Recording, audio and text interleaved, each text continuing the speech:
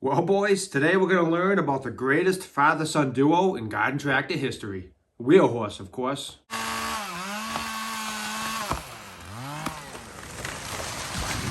So it all started way back in the 1920s.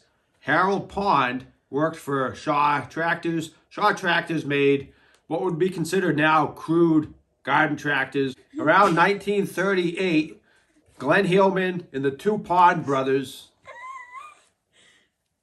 I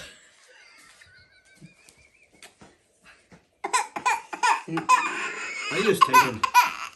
Alright, Bronson's getting a little fussy, so we're gonna tell him the rest of the story later. Thank you, Mama. Bye. Bye-bye. Me and Brett will tell you the story later, okay? Bye. Okay. Love you. Love you too. That's how you used to act. What did you mean, last week? All right, so let's start over. So, like I said, in the 1920s, Harold Pond, Glenn Hillman, and Elmer Pond all worked for Shaw Tractor, making these tractors that were really meant for larger gardens and orchards. So they were good-sized tractors, and they would really be considered kind of crude by today's standards. These tractors were really made from leftover automotive parts and leftover motorcycle parts. Around 1938, the three of them, Glenn Hillman and the Pond brothers, all left and decided to start their own ventures. Glenn Hillman started the Garden Master in 1952, and Harold Pond created the SpeedX Model B as well as the Pond tractor. So Elmer worked for his brother Harold for a few years and ultimately decided to do his own thing.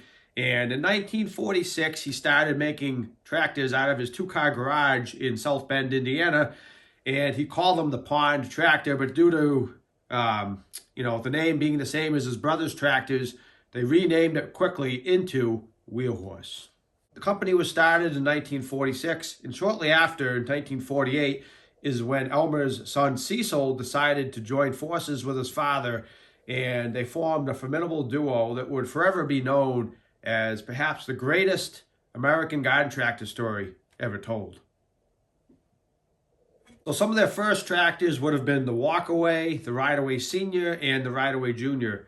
These really, I would say, were the tractors that got the Wheelhorse name on the map, and they quickly got noticed by the general public, and they started selling a lot of models. Actually, know that with a little fun fact here.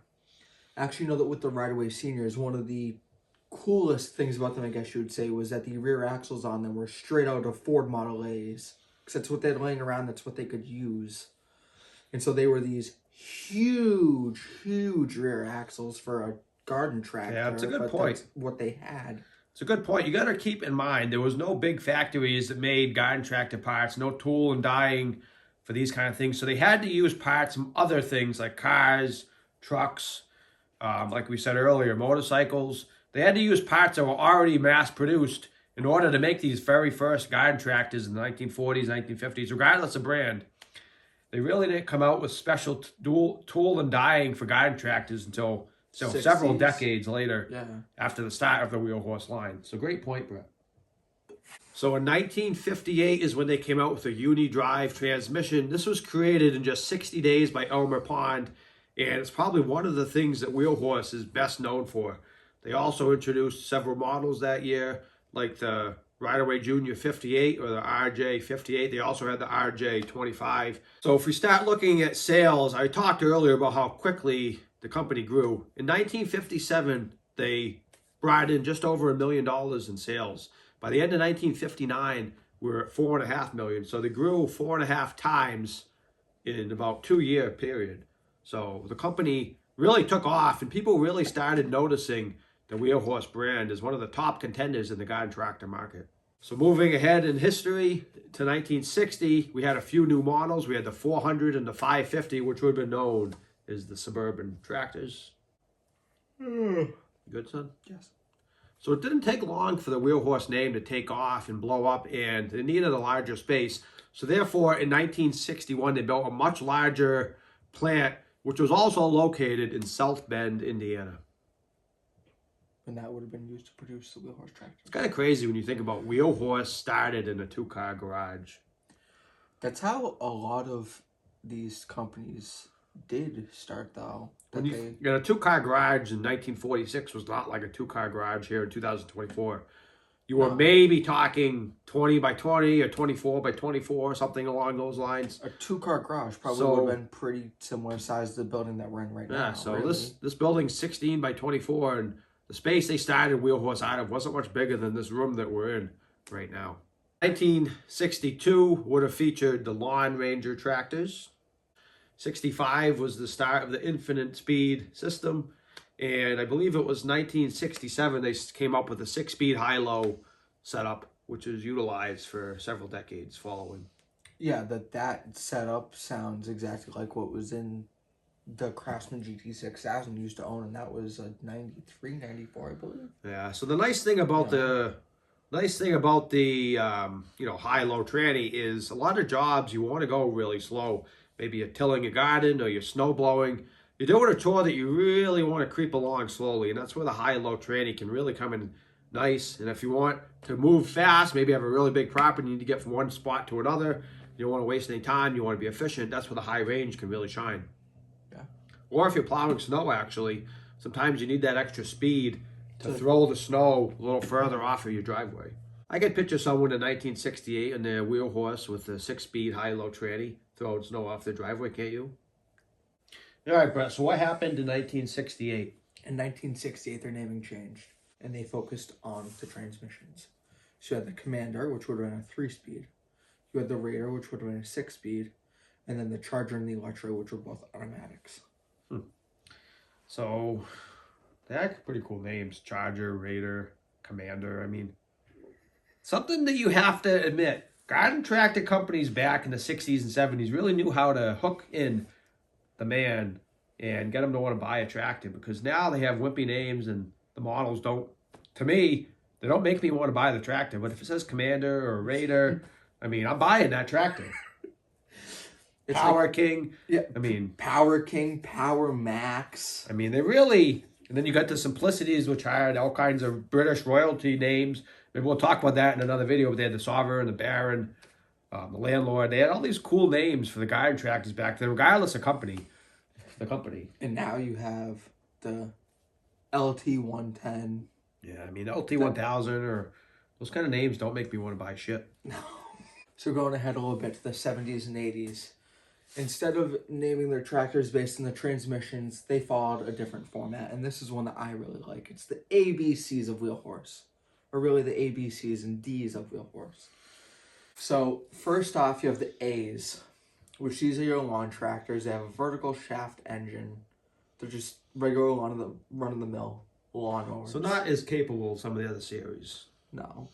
And then you have the B series, which a little bit beefier than the A series, but still mostly lawn tractors. Well, some of the models in the Bs, I believe, were garden, true garden tractors, but they still had some lawn tractors. Mm-hmm. And then you had the C's, which these were your true, not necessarily top dogs, but they were your true garden tractors. Yeah, horizontal shaft shafts. engines. Yep. True garden tractor capabilities, 23-inch tires, heavy duty. These were your garden tractors. And then we had the big Ds. Who doesn't love big Ds? Wheelhorse big Ds, that is. So the Wheelhorse Ds were their super garden tractor line. We actually have a video specifically to the D series and their history. If you want to see that, please click up here. They had 4 main models. They had the D160, D180, D200, and then the German-made French engine model D250. Which those were the Super GTs. Those were... So if I had to venture a guess, I'm going to guess the C series were probably the best-selling of the letter series of Wheelhorse, simply because they were a true garden tractor, but they weren't as expensive or big as the D series. Yes. So I'm going to guess they sold more of the C series than the other letter series of Wheelhorse. One of the most unique Wheelhorse garden tractors, I think, is the C195. It's the biggest of the C series. It had a 19.5 horsepower engine, and it utilized 27 by 9.5 by 15 rear tires. Well, those are pretty big. So actually taller than the D-Series tires, but overall the machine is a little lighter and not quite as capable as the boxy, tank-like D-Series were. Especially the D250. So the rest of the story is a little sad. They got acquired by Toro in 1986, and Toro continued to make tractors with a Wheelhorse name on them, even though they weren't Wheelhorse built tractors. And by 2007, the Wheelhorse name was completely dropped from the Toro line. It is a sad tale, but it's a tale that fits many garden tractor brands that they're bought up by a different company. But they had a 40-year run, 1946 to 1986, when they got acquired by Toro. So probably one of the longest runs of any garden tractor brand out there. Yeah. And certainly, in my opinion at least, one of the coolest stories how it was a father-son really that started this company, and the son continued it on for 40 years. Yeah. So what company are we going to start? So we certainly hope you guys enjoyed today's video on kind of a brief history of the Wheelhorse line. We couldn't go into too much detail because it's just such a big company with so many years and so many different models of tractors. It would have taken a whole lot of time. Tried to cover some of the more basic info and some of the more interesting info in our opinion. If you have anything else that you'd like to see in a future Tractor Talk series video, maybe a specific brand or a model or anything like that, please leave it down below in the comments, and we'll consider it making into a video just like today's. See you next time.